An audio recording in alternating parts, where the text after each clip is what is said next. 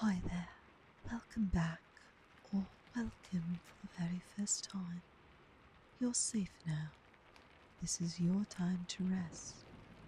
Let go of your day. Let your breath slow down and your thoughts float gently away. Tonight I'll be reading you a fairy tale, an old story wrapped in moonlight and carried on a quiet breeze just for you. So snuggle in, get cozy, and let the soft rhythm of the story guide you into dreams. Let's begin. The story of the white hare and the crocodiles. Long, long ago, when all the animals could talk, there lived in the province of Minerva in Japan a little white hare. His home was on the island of Oki, and just across the sea was the mainland of Inaba. Now, the hare wanted very much to cross over to Inaba. Day after day, he would go out and sit on the shore and look longingly over the water in the direction of Inaba. And day after day, he hoped to find some way of getting across. One day, as usual, the hare was standing on the beach, looking towards the mainland across the water, when he saw a great crocodile swimming near the island. This is very lucky, thought the hare. Now I shall be able to get my wish. I will ask the crocodile to carry me across the sea. But he was doubtful whether the crocodile would consent to do what he wanted. So he thought, instead of asking for a favor, he would try to get what he wanted by a trick. So, with a loud voice, he called out to the crocodile and said, "Oh, Mr. Crocodile, isn't it a lovely day?" The crocodile, who had come out all by itself that day to enjoy the bright sunshine, was just beginning to feel a little bit lonely when the hare's cheerful greeting broke the silence. The crocodile swam nearer the shore, very pleased to hear someone speak. "I wonder who it was that spoke to me just now. Was it you, Mr. Hare? You must be very lonely all by yourself." "Oh no, I am not at all lonely," said the hare. "But as it's such a fine day, I came out here to enjoy myself. Won't you stop and play with me a little while?" The crocodile came out to the sea and sat on the shore, and the two played together for some time. Then the hare said, "Mr. Crocodile, you live in the sea, and I live on this island, so we do not often meet. I know very little about you. Please tell me, do you think the number of your company is greater than mine?" "Well, of course, there are more crocodiles than hares," answered the crocodile. "Can you not see that for yourself?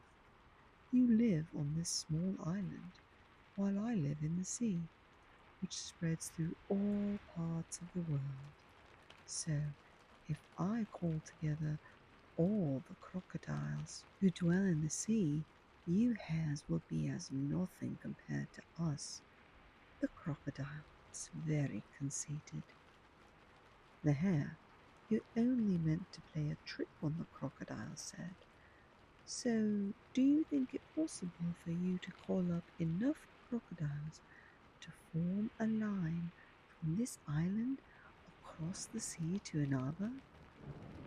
The crocodile thought for a moment and then answered, "Of course, it is possible." "Oh, do try," said the artful hare, "and I will count the number from here."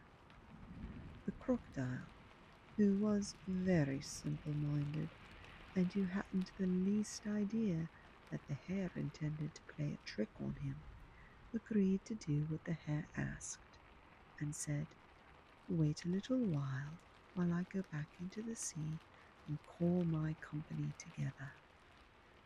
The crocodile plunged into the sea and was gone for some time. The hare, meanwhile, waited patiently on the shore, and at last the crocodile appeared, bringing with him a large number of other crocodiles. "Look, Mr. Hare," said the crocodile, "it is nothing for my friends to form a line between here and Inaba. There are enough crocodiles to stretch from here even as far as China or India. Did you ever see so many crocodiles?" Then the whole company of crocodiles arranged themselves in the water so as to form a bridge between the island of Oki and the mainland of Inaba. When the hare saw the bridge of the crocodiles, he said, "How splendid! I did not believe this was possible. Now let me count you all. To do this, however, with your permission, I must walk on your backs to the other side, so please be so good as not to move, or else I shall fall into the sea and be drowned." So the hare hopped off the island onto the strange bridge of crocodiles, counting as he jumped from one crocodile's back to the other. "Please keep quite still, or else I shall not be able to count. Now, 1, 2, 3, 4, 5, 6, 7, 8, 9. Thus the cunning hare walked right across to the mainland of Inaba. Not content with getting his wish, he began to jeer at the crocodiles instead of thanking them, and said, as he leapt off the last one's back, "Oh, you stupid crocodiles, now I have done with you."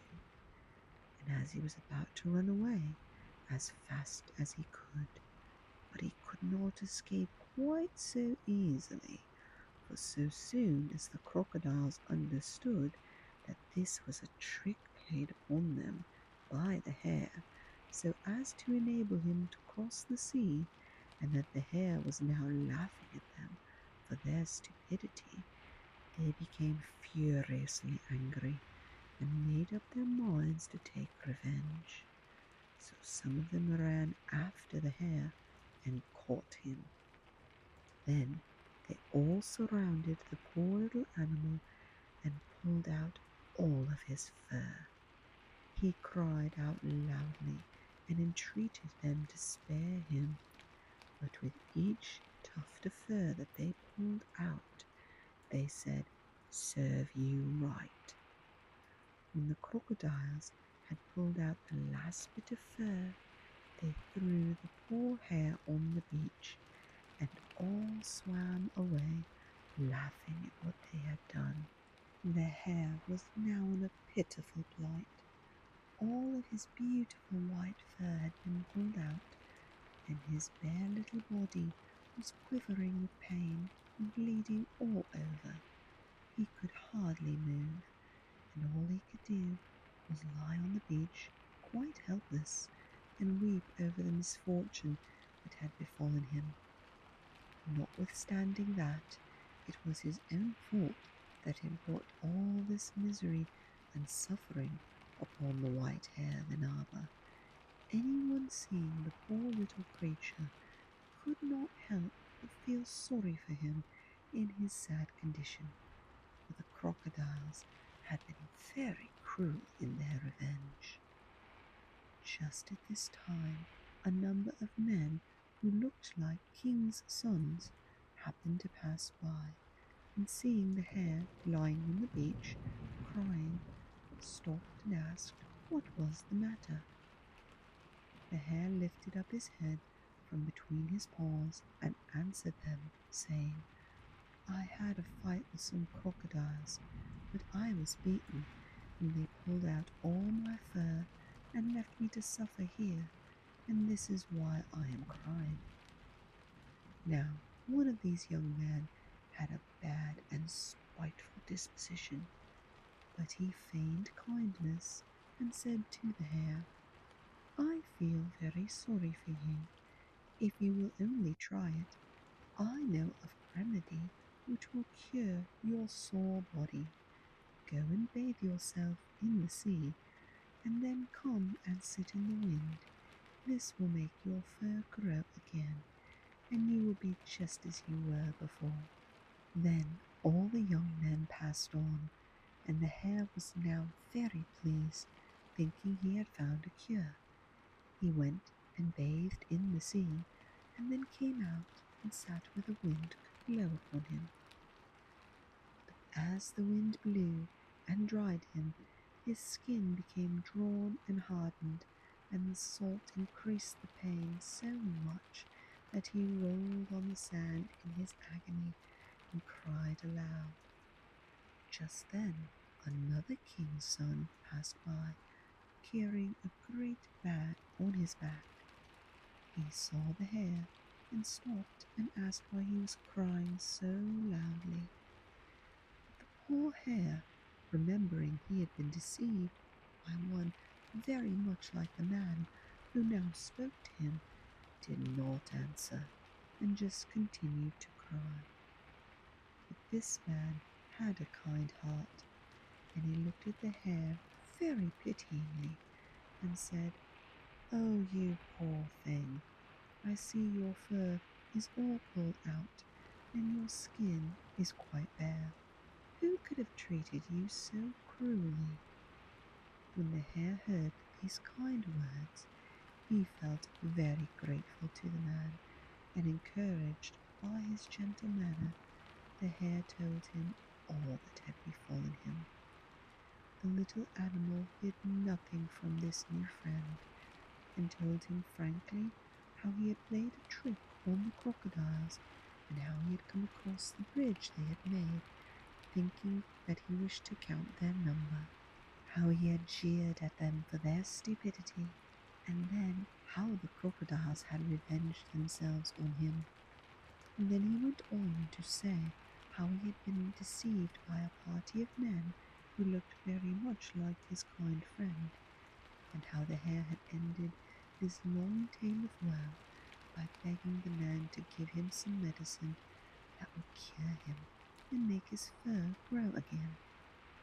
When the hare had finished his story, the man was full of pity towards him and said, "I'm very sorry for all you have suffered, but remember, it was only the consequence of the deceit you practiced on the crocodiles." "I know," answered the sorrowful hare, "but I have repented and made up my mind to never use deceit again. So I beg you, please show me how I may cure my sore body and make the fur grow again." "Then I will tell you of a good remedy," said the man. "First, go and bathe well in that pond over there, and try to wash all the salt from your body. Then pick some of those carver flowers that are growing near the edge of the water. Spread them on the ground and roll yourself on them. If you do this, the pollen will cause your fur to grow again, and you will be quite well in a little while." The hare was very glad to be told what to do so kindly and with such gentleness, so he crawled to the pond pointed out to him, bathed well in it, and then picked the carver flowers growing near the water and rolled himself on them. To his amazement, even while he was doing this, he saw his nice white fur growing again. The pain ceased, and he felt just as he had done before all of his misfortunes. The hare was overjoyed at his quick recovery, and went hopping joyfully towards the young man who had helped him so, and kneeling down at his feet, he said, I cannot express my thanks for all you have done for me. It is my earnest wish to do something for you in return. Please tell me who you are. I am no king's son as you think of me. I am a fairy, and my name is Okuninushi no Mikoto, answered the man. And those beings who passed here before me are my brothers. They have heard of a beautiful princess called Yakami, who lives in the province of Inaba, and they are on their way to find her to ask her to marry one of them. But on this expedition I am only an attendant, so I am walking behind them with this great big bag on my back. The hare humbled himself before this great fairy Okuninushi no Mikoto, whom many in that part of the land worshipped as a god. Oh, I did not know that you were the Okuninushi no Mikoto. How kind you have been to me. It is impossible to believe that unkind fellow who sent me to bathe in the sea is one of your brothers. I am quite sure that the princess whom your brothers have gone to seek will refuse to be the bride of any of them, and will prefer you for your goodness of heart. I am quite sure that you will win her heart without intending to do so, and she will ask to be your bride. Okuninishi no Mikoto took no notice of what the hare said, but bidding the little animal goodbye, went on his way quickly and soon overtook his brothers. He found them just entering the princess's gate. Just as the hare had said, the princess could not be persuaded to become the bride of any of the brothers. But when she looked upon the kind brother's face, she went straight up to him and said, "To you I give myself." And so they were married. This is the end of the story. Okuninushi no Mikoto is worshipped by the people in some parts of Japan as a god, and the hare has become famous as the white hare of Inaba. But what became of the crocodiles? Well, nobody knows. The end. The story has ended, but your dreams are just beginning. Let them carry you gently through stars and silence and soft wonder. Thank you for letting me read to you. I'll be here again whenever you need a quiet voice and a gentle tale. Sleep well, sleep deep, and good night, dear dreamer. Breuthwydion Melis, dear dreamer, sweet dreams.